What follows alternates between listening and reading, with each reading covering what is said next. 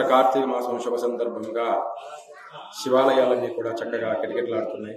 అదేవిధంగా మన నరసాపురం గ్రామంలో వెంచేసి ఉన్నటువంటి స్థానిక అడ్డగల్లవారి వీధిలో వెంచేసి ఉన్నటువంటి మన స్వయంభూ శ్రీ కామాక్షి సమేత ఏకాంబరేశ్వర స్వామి ఆలయం నందు చక్కగా నెల రోజుల నుంచి ప్రతిరోజు తెల్లవారుజామున బ్రహ్మముహూర్త కాలంలో రుద్రాభిషేకం భక్తులతో చేయించడం జరుగుతుంది.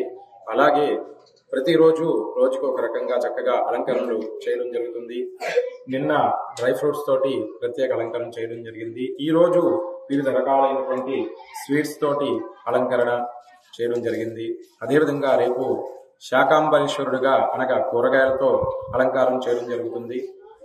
ఈ రోజు బహుళ త్రయోదశి పర్వదినం శుభ సందర్భంగా ప్రదోష కాలంలో ఇప్పటి వరకు చక్కగా నందీశ్వరుడికి అభిషేక కార్యక్రమం క్షీరాభిషేక పూజ జరిగింది.